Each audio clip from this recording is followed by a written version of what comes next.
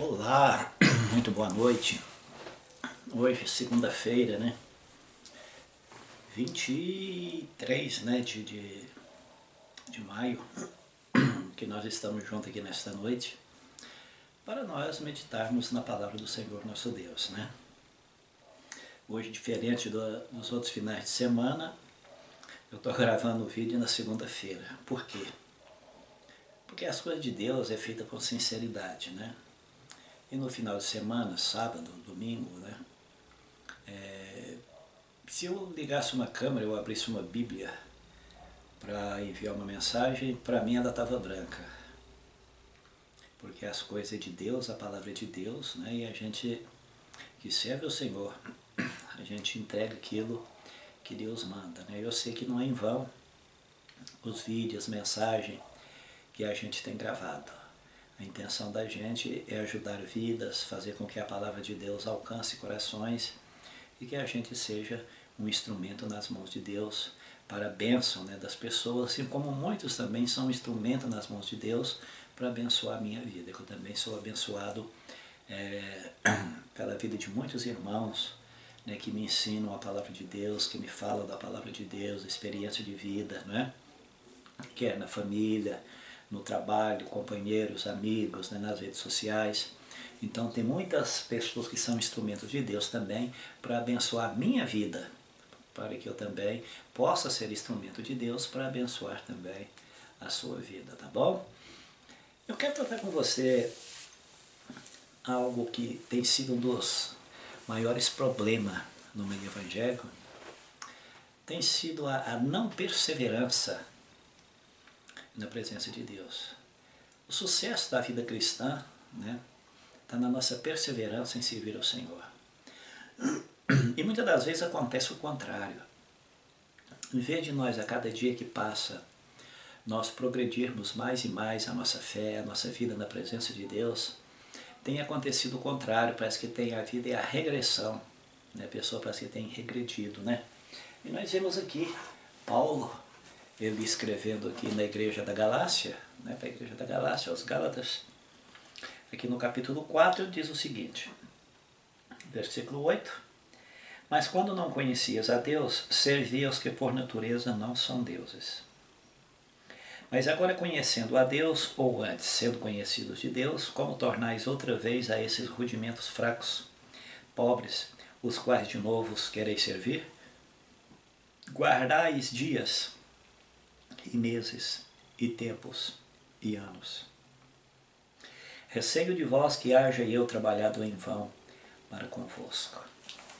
Tudo bem, nós vemos aqui no caso da igreja da Galácia, né, dos irmãos da igreja da Galácia, que eles tinham se convertido ao cristianismo, mas estava sendo persuadido novamente por aquelas pessoas que se diziam irmãos, servos de Deus, né, querendo tirá-los da simplicidade do Evangelho e levá-los de novo para os rudimentos fracos, né, voltar novamente para o jugo da lei. E Paulo então dizendo para eles, olha, antes de vocês conhecerem a Deus, serviam a outras divindades que não são Deus, né, mas agora vocês são conhecidos de Deus, né, por que vocês vão querer retornar novamente para aqueles rudimentos, para aquela vida velha? E ele diz, guardais dias, tempos, anos, meses, né? Então nós, irmãos, nós temos que ter a nossa perseverança na presença de Deus. E muitas das vezes, amados, esse problema de nós sermos incomodados por falsos mestres, falsos ensinadores, não é de hoje não. Isso já existia desde aquela época. Então o que nós temos que fazer é perseverar, ficar firme na presença do Senhor nosso Deus, né? E nunca desanimar. E saber que as promessas da palavra do Senhor nosso Deus, elas são infalíveis, elas vão cumprir, né? E entender que fé é confiança na palavra. E que nós, amados, mesmo que estamos vendo tanta novidade, o evangelho moderno entrando aí, o evangelho que não tem nada a ver com arrependimento, com conversão, que não confronta o pecador, que não confronta o pecado, não é? E nós às vezes queremos mudar nossa posição. Não, aquilo que nós aprendemos, né? Como Paulo certa vez escrevendo a Timóteo, ele diz que desde menino ele sabe as sagradas letras, que pode fazer-te sábio para a salvação, né? E ele fala para ele, né, que nós temos que saber de quem nós temos aprendido. Então, aquilo que nós temos aprendido de grandes homens de Deus, nós temos que guardar, que reter e viver aquilo ali. Se vem outro tipo de evangelho, outra coisa para nos perturbar, vamos permanecer na nossa posição na presença de Deus. Por isso que o cristão precisa de intimidade com Deus na vida de oração e também na obediência da palavra, né, que é o sucesso da vida do cristão. E ele nunca sair da sua posição de sinceridade, de integridade, de confiança em Deus, confiança na sua palavra, e querer entrar muitas das vezes pelo caminho do evangelho fácil, do evangelho que não é o evangelho do arrependimento, mas é o evangelho do entretenimento, né? Mas nós permanecer naquilo que nós tivemos aprendido, lembrando que quem era nós outrora antes de conhecer o Senhor? A vida velha, o homem da sarjeta, dos vícios, da idolatria, da mentira e do engano. E que hoje, achado pelo Senhor e hoje conhecido pelo Senhor, somos novas criaturas, né, em Cristo Jesus, nosso Senhor. Então é permanecer nessa posição, nunca desanimar. Não importa se a multidão caminha por outro caminho, entra por outro caminho de outro evangelho, mas vamos permanecer no evangelho da sinceridade, no evangelho da santidade, no evangelho que forma o caráter e no evangelho que é poderoso para nos salvar, não é?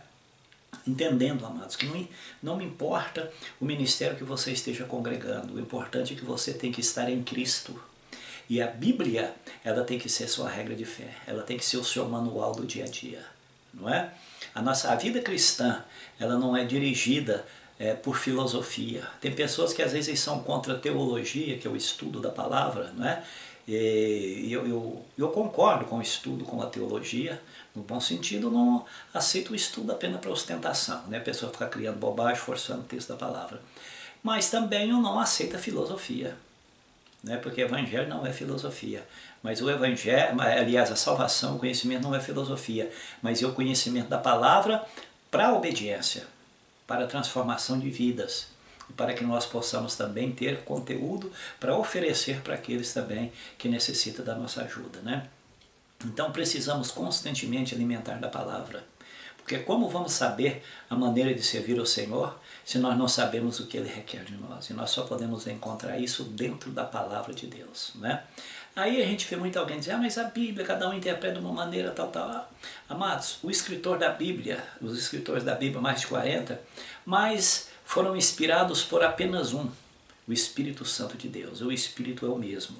Então a confusão os homens é que faz. Cada um quer interpretar, puxando ali a sardinha para a sua lata, algo que favoreça o seu ministério. Mas nós temos que ir para dentro da palavra e deixar que o Espírito Santo fale conosco. Aquilo que você não entendeu, vai para a oração, vai buscar de Deus, e o Senhor, com certeza, no momento certo, Ele vai te revelar, Ele vai te mostrar, não é? Mas o importante, temos que alimentar da palavra, ter uma fé bíblica, não é? Ter o conhecimento, porque hoje os adversários, aqueles que nos perturbam para nos tirar da presença de Deus, também estão com uma Bíblia na mão, só que interpretando de maneira errada. E se você não tiver um pleno conhecimento, você sai da simplicidade do Evangelho, desta vida maravilhosa que te resgatou, o Senhor Jesus que te resgatou lá do mundo lá fora e que trouxe para a presença dEle, que tem te abençoado, tem te restaurado, tem curado suas enfermidades, tem te abençoado. Então você pode ser também enganado por pessoas de Bíblia na mão, tentando te tirar você da presença do Senhor nosso Deus, né? A gente vê ali em 2 Coríntios 11, ali a partir do versículo 13, onde diz que os ministros, que Satanás se transfigura e de luz e seus ministros e ministros de justiça. Então nós temos que ter cuidado com isso aí, não é? Com as heresias, porque toda heresia tem uma gama de verdade. A pessoa chega até você de Bíblia na mão, te mostra um versículo tal e te ilude, e se você não tiver o pleno conhecimento, você cai com facilidade. Então a responsabilidade nossa, nós estarmos firmes com o Senhor, né, familiarizado com a palavra, a oração e a vigilância e o muito cuidado para que nós não venhamos sair da simplicidade, né, do Evangelho. Não é que o Evangelho não tem confusão, a confusão, as pessoas que criam aquela confusão tentam misturar coisas na cabeça das pessoas, mas é nós ficar na presença do Senhor, né? Servir a Deus com alegria, servir a Deus com sinceridade, né? Seja o tempo que for, vamos permanecer na nossa posição de santidade, a nossa posição de integridade, a nossa posição de perfeição em servir a Deus, né? Em confessar para nossas fraquezas, nossos pecados, que com certeza Ele vai nos perdoar, vai nos ajudar e vai continuar se agradando de nós e sempre permanecer, nunca desanimar, amados, nunca desanimar. Hoje pessoas têm desanimado com o Evangelho.